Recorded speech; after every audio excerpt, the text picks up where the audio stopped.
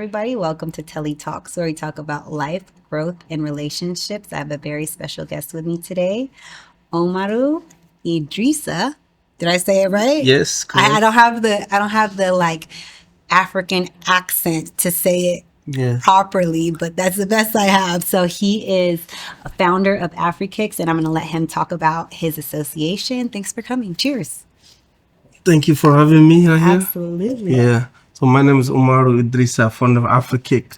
So Afrikick is a organization that's based in Los Angeles to donate shoes, school supplies, and building clean water well in Africa and in the homeless community right here in LA in Skid Row, where we go usually give them shoes and food to continue the sport. So far we like 9 countries. Over 330,000 pairs of sneakers have been distributed and 1.3 million of toys and school supplies. That is amazing. And God bless your heart for doing that, and taking care of your country, taking care of the people on Skid Row, making sure that their feet are not burning up in this summer weather. It's been super duper hot this summer, 120 degrees, and, people need shoes. All around the world. The fact that you guys are in 9 countries. I've hosted one of you guys' events. You have amazing events. They do very good things for an even better cause. Water wells in Africa. I mean, Yeah, that water well project is one of things that, going to villages. I visit about 465 villages. So every time I'm walking there, one lady come to me, my son, we need the water. We walk 5-6 miles in 2002, 2003 to get the water. I said, okay, then it gave me an idea to come, start it. So right now we're on 12 water project. We just did 2 last week with the CEO of the Shade Room, Angelica. She sponsored nice. two water well. And we continue going. We got a big one coming with the NFL player. I'm not going to say the name. I'm going to keep it anonymous. Angel investor. Angel investor coming. So it's a good project, and water is life. In French, we say l'eau c'est la vie. So we really needed that. Everyone should have access to clean water. Absolutely. And one water well, how much does that cost? If someone was to donate and want to donate like an entire water well to a village or a country. So really, the cost for water well, it depends on the area. Some area it go deeper to 75 to 200 meter to reach the water. Some area you get the water by 20 meter, you get clean water 30 meter.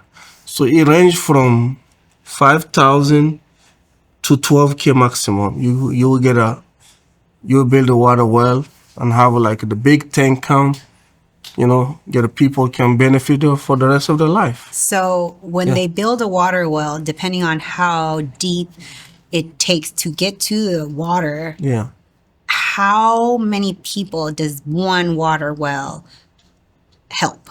So for example, one water well if a village with 5,000, 2,000 people can benefit that for the rest of life.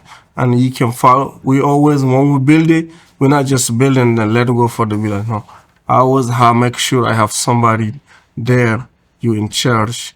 Make sure you stay up working every time we go. Make sure it's taken. So I went back 3 months ago. Some of the ones that I did, all of them look really good, and they're still saying. So people, the grandkid, everybody can benefit. Generational the water if we keep it going. That's a blessing. Yeah. So you guys have done water wells all throughout Africa, and you guys have donated over 300,000 pairs of shoes in 9 different countries. 9 different countries. Where are you guys headed to next? So next we got a plan coming for Nigeria. Well, we want to raise 50,000 soccer ball, 20,000 soccer cleat, and 10,000 soccer basketball. So anyone that can want to really participate in our next project in Nigeria, which we want to make sure almost kids in Nigeria have access to soccer cleat. Me growing up, I never had a soccer cleat until I came to America. So I know how that feel. Absolutely. That's the reason to motivate me to keep going. So if anybody wants to sponsor the children in Nigeria to have soccer cleats, soccer balls, and anything soccer related, anything, please contact Omar to do so and start on that project as well too. So with all of that going on, how are you like taking time aside for your family? You know, I consider this kid like my family, but Absolutely. now this year God blessed me with my first daughter, Samira. She's 9 months now. So Congratulations. I feel amazing to be able to be a parent, and you know, It's a different type of love, right? It's like an innocent, pure it helps light. you a lot. You know, you learn to be. I don't have a patience with most of stuff, but now I start getting patient with my little. And daughter. wait till she gets older. You know, Your patience is, I can't it's wait. hard with a girl. It's definitely it's hard like with crazy, a girl. you know. And it's like the girl always has the dad like wrapped around her hand because it's so just like this. I'm looking forward for that, you know. Yeah, I can't wait to absolutely. take her with me on my mission trip. What are you going to do when she decides she wants to have a boyfriend? She free, you know. What if she's like 12 years old? And I feel like these No, kids 12 now, no, 12 no. these kids now are growing up way too fast. I know 12, she don't need it. Maybe when she gets 16, 17. Yeah, it's fine. 16, 17. You Yeah, know, this, well, as parents, that's what we like to think. That's why I want to take her to Africa when she get a little older, to have a little bit of African culture, so she Absolutely. really Like adopt it. understanding. Yeah, understanding, you know. Do Be you- humble. Yes. Do you feel like you want more kids? Or are I you do. like Now that I do want at least 2 to 3 more kids. 2 to 3 more? Do you want like more boys, more girls? Or how do you have a preference or just like healthy? Now that I have and my blessed? first girl, you know, she's healthy, she's in good standing. And I'm looking forward to see my boys, you know, have a boys. Have a boy Yeah. to carry on the legacy Carry on and the last legacy, name you know? and everything. Yeah, you know? Absolutely. So Absolutely. definitely. Absolutely. And as far as having children and you know giving your time to your kid because you do so much missionary work, how is your traveling for you traveling and having to go to all these different locations for Afrikicks and building water wells and just spending time and managing your time to spend with your daughter? I know now the most thing I need to manage my time, and I need to find more people that I can trust in Africa. That I can't always be there. My job is, because if I'm not there, it's never go to the right people. Absolutely. But now I got building team that I can trust in Africa. You know, some of the project with water well, even when I'm not there, they can make sure they did it and we represent it. So when you have this like nonprofit organization, how do you feel like it is when it comes to trusting other people with like it's almost like your baby, you know? It's like, it's different when your heart is into it and someone's heart might not be as into it as your heart is. So how do you find, I guess, employees and staff to do something that they're not necessarily profiting from and be able to trust them with it? It's really hard when you running a non-profit, especially when you have a team that most of team are volunteer. Yes. You know, nobody's getting paid, and then you start with a small organization. Then you got the trust is very difficult. Mm-hmm. The difficult part, because even people to trust you to get receive a donation in the world that we live in now, no matter how good you're doing your job, there's always people that have that trust issue. Oh, I'm giving this guy my money. It's really, he's gonna do the job or he's gonna take the money, you know? So the trust is like Dana told me one time, you know, he said, Omar, you're doing a great job, but people support the person, not the cause. Yes. You know what I'm saying? So that's the world we live in. So that's the main reason. Because when I started Afrikicks, I don't even know what's non-profit mean, to be honest. I think I found someone in Craigslist to help me about getting there. I was just doing it in my own way, you know. And it's hard to ask people to give you money. That's my biggest challenge. Yes. You know, so and even you know? like there's organizations that not necessarily know where they're going to donate the money. Like, you know where the money is going to go because you're the one that's behind and footing everything for the country, as opposed to there's people that have like associations that have to work with other associations that might not accept, That's not accept. you know, a new nonprofit because they're not established, because they don't have that trust. And, you know, it's just a process. So when people do have nonprofits, what is your, I guess, advice to them on starting a nonprofit? So my most advice to you, don't give up, because there many times you want to stop. Isn't me, it come to me many times, I say, love, am I continue keep doing this? No, I want to give up. But you know what? When you think about those kids, it's not about you no more. Yes. When you're doing it, it's about those kids, those family that you're helping. Then, you know, God bless me with my work. I get to make money working.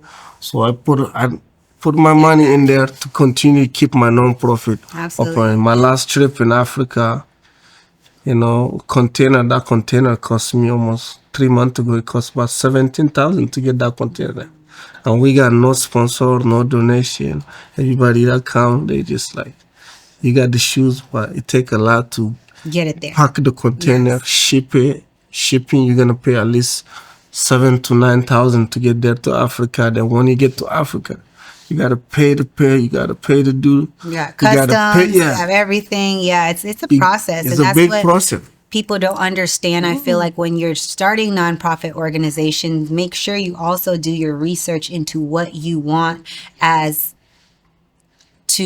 what you want the cause to be, knowing how much it's going to be, because you have to raise a certain amount of money, and then the cost afterwards when you raise the money of how you're going to do that donation and give that donation to where you're going to go. Yeah, you know, so it's definitely a process, and obviously it's a nonprofit, but it still costs the person that has the nonprofit funds out of their own personal funding. You know, so I know all about it myself, and it's very, very, very, very costly, you know, to have a nonprofit and be able to do the things that you can do to be a nonprofit organization. And imagine like the world we live in. If you're like a regular person like us, we're doing it.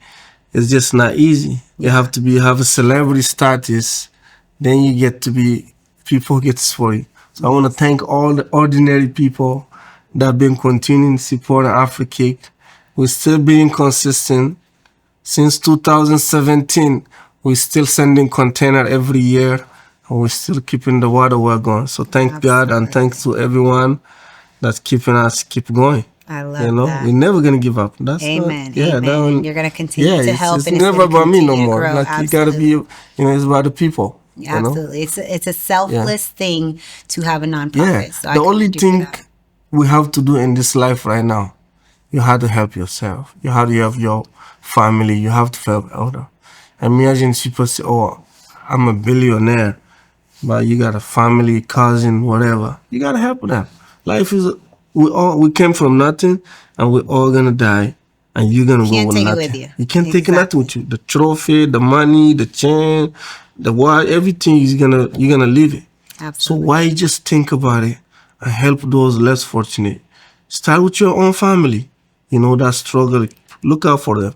If you have $100 million, none of your family members should struggle. Agreed. You know what I'm saying? None. I don't care how selfish you think you wanna be. Agreed. You know, because when you die, you want to die in peace. So when you help your family, you know that you did. You're not going to pass with a burden. Yeah, you're not going to go there with burden. But most things, you see people think, oh, it's all about me. No, life don't make a life about you. You know what I feel like too? I feel like selfishness is not, it's something that you're born with. It's a characteristic that you have. Like there's people, it's one or two things. You're either selfish or selfless, you know, where I feel like doing charity work and doing nonprofit organizations or having that association, you have to be selfless. Not everyone is selfless. And that's the hardest thing about it, is like we want everyone to be like us. And it's not always like that. It's not, for sure. And it's not something that you can be like, hey, I want you to not focus on yourself, because it's not something. I don't feel like selflessness is something that you could teach. No, it's something that's within your heart. No, you cannot teach that. It's something that is embedded in you. It's not something that's like you could go to school for and be like, hey, let me teach you how to do it this way. It's It's not like that. You imagine some people have the power to help you. Like you have a small non-profit. You say a young man doing his thing. Sometimes you don't even need to give him money. Just make a phone call. Yo, I need you to send the shoes for this non-profit. I want you to send. Then they'll, it takes people. But sometimes people don't think that way. No. They're busy on the schedule. And sometimes people don't want you to people don't want to do favors for you too. Yeah, that's especially our people. Let's say it. Our people are the worst in that position. When it comes to black people, we don't support each other like that. It's like when you do something, it's competition. Yeah, no, it's you're not sad. competing It's with very nobody. sad. It's just like, we're doing it to help other people. Yeah, we all should help each other. Yeah, At the end of the day, we're all humans, and we should all help each other. Not everyone is fortunate enough to have, let alone clean water, shoes on their feet. 2024, Yeah, it's insane. And, like even the children in Africa, the people in Flint, Michigan don't have clean water. And look at that. Right here in America. Yeah. Look, just a Skid Row right here. You go over there. We Down got the a street. Staples Center. We got all these things. But you go to a couple more blocks, Skid Row, you see those people, I don't see, even if they have an issue, they have addiction, but we can find a way to help them. Absolutely. You know what I'm saying? We have the resources here in America. You know what I'm saying? There's no point somebody have a $10 billion. And there's homelessness. Hundreds of right here. I talk about that all the what's time. Point? Where are you going to save money Why for? is there homelessness? And why are there children on the street and people on the street when we have all this money? You don't even go see deeper. I went to the mission in the kid. All the kids sleeping in the baseball field. Little young kid, a woman with I saw a young black woman with 3 kids over there by herself, sleeping in the basketball court right here downtown. You know what I'm saying? If you see some of the kid in there, you have to go inside to see. Yeah, I feel like stuff like that breaks my heart. And what's the point? And as humans, naturally, we complain about things and don't understand or don't realize that things could be so much worse for us if we were in another situation, or if we didn't have a house or clothes or shoes or food or water. We take the everyday essentials for granted because it's there, and we feel like we're not going to lose it. And at any given time, you can lose anything. That's why I feel blessed. My life is just a bonus. Growing up, we never had anything. I was working since I was 11 years old. I left my family at 16 years old, go look for better life in other country in Africa. Then I've been to America now for 20 years. So everything I get, I think is just honest. You know what I'm saying? That's why I have to help my people and my family, make sure, they eat.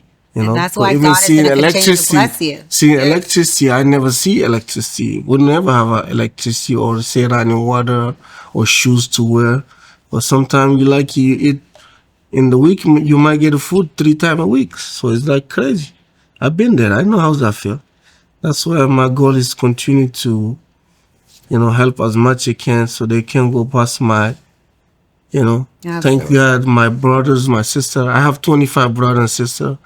So the youngest, a lot of responsibility, pressure on you. It's not easy. It's not. I'm the only one here in America, so you got to see all the pressure.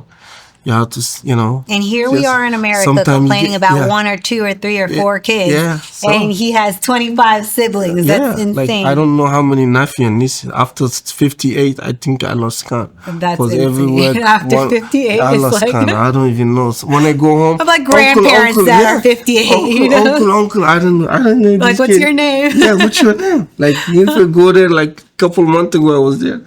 I had a party for all the family come. That's why I get to see the kids. So every time I go there, I throw a party so everybody comes. So I get to see, nephew, nieces. You see a family of over 500 people just come there. My goodness. Just family, close family. And then now there's a neighbor, friend, and everybody. Oh my gosh. Gee, the burden of responsibility. Yeah, sometimes I get. How do you deal with that? It's not easy. Sometimes you get a call 2 a.m. in the morning. People want this, everybody wants something. Sometimes you get mad, then you think about, hey, you know what they're going through is worse than what you. And you just have It's hard to do to it. sleep like that when you It's know like, you're in a bed. I never It sleep. might not I never be- sleep more than 4 hours in my life since I've been here. If I get 4 hours, that's a blessing. Alhamdulillah. Yeah. How do you relax? Relax. He's like, what's relax? Like, what does that Sometimes, mean? I try to find a hobby that, or maybe go play poker. I hear try to play my mind, or go play soccer, stuff like that. Try to get that in my mind, Yeah. Just like, keep moving. Okay, so let's talk poker because I just started getting into poker. Yeah. Would you play Jack 3? What's Jack 3? If you had a Jack 3, Yeah. pocket Jack 3. Me, I'm the worst poker player. I play every hand. Oh my I God. think I get lucky every hand. Do you I'm the like worst know how to poker bluff? Or I are bluff a lot, so they know me. So sometimes they be calling. But like he's gonna Like, play every hand. We don't know. I what's just in played that tournament with what's her name? Michael Blackson called me with a king deuce.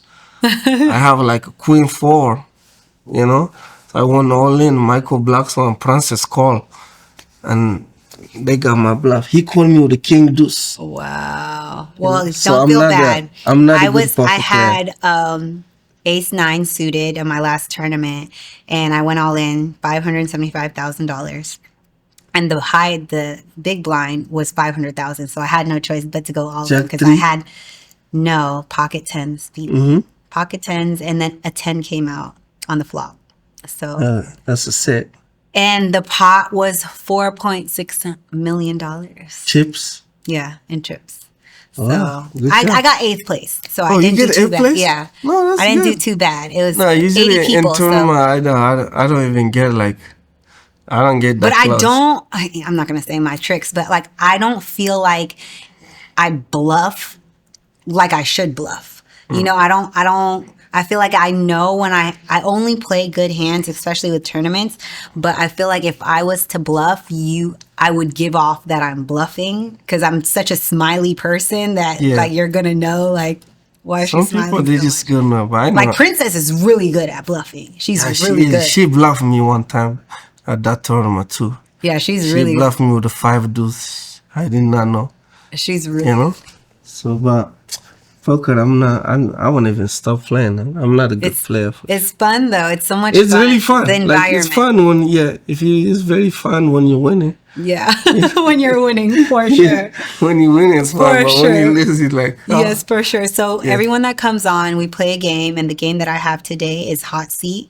So we're going to get to know you outside of your charity and ask you a few questions. I play with you as well, too. Okay. Ready? Yes.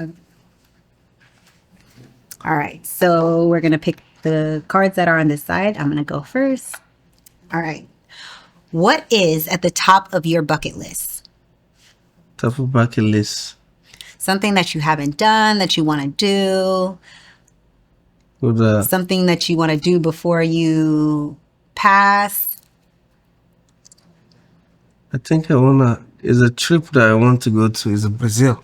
Oh. It's been on my bucket list. I just had a Brazilian black belt jiu-jitsu fighter as a guest. So yeah. Yeah, it's Brazil. I think that's one. I want to go to Brazil too. That's a good place So to I go pick to. one? Yes.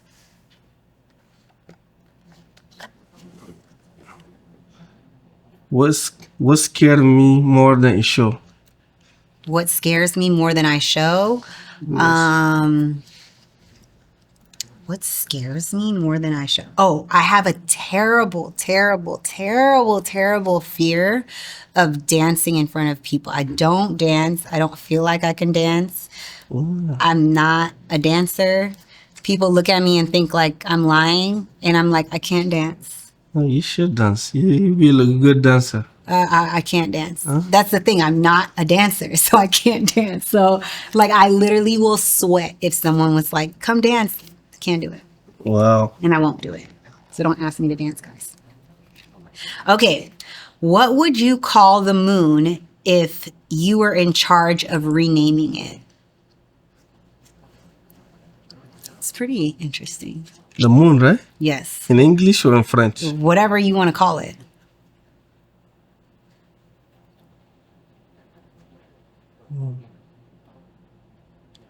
Laurent. What does that mean? The circle. Circle. It's Yeah. you Yeah. ron. Yeah, the rond, le rond. Luron. Yeah. Luron. Yeah, it's in French. Circle. That's pretty. Yeah. Can everyone say that though? Like that would be hard for everyone to Le say. rond. It's pretty though. Okay. Oh no, it's your turn. Forget this card. What is the one thing you absolutely have to do before you die? Oh, the one thing that I feel like I would have to do before I die is,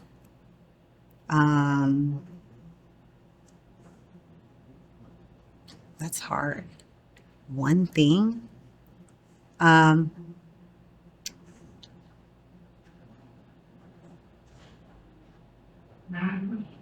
maybe make peace with everyone that I have issues with, or like, That's a good thing. yeah, just make sure that there's no animosity between us, whether it's big or small, that like, you know, That's good. just You wanna make peace. You wanna go with the peace with everybody. Yeah, that would be my one thing.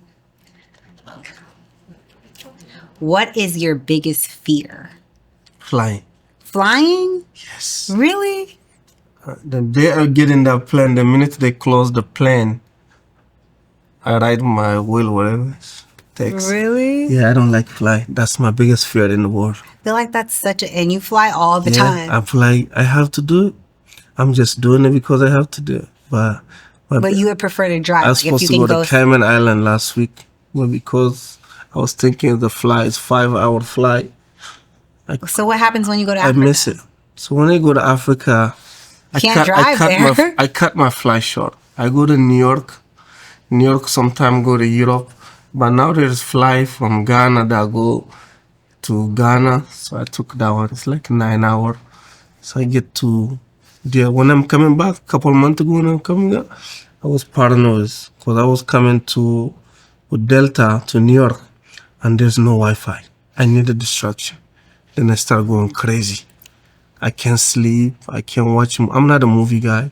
I don't binge watching movie. So when you're there, like on the plane, you're just not doing anything. I'm not doing nothing. Talking to the flight attendant, telling her I could walking around the whole plane. And you're tall too. I'm tall too. Yeah. So I'm like, ooh.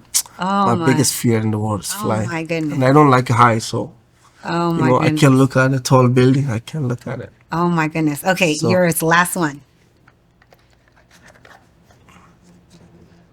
What can be fun in my bedroom that cannot be fun in the bedroom of anyone else in the room? What can be fun? In your bedroom that cannot be fun in the bedroom of anyone else in the room. What can be fun in my bedroom but not be fun in someone else's bedroom? Yeah.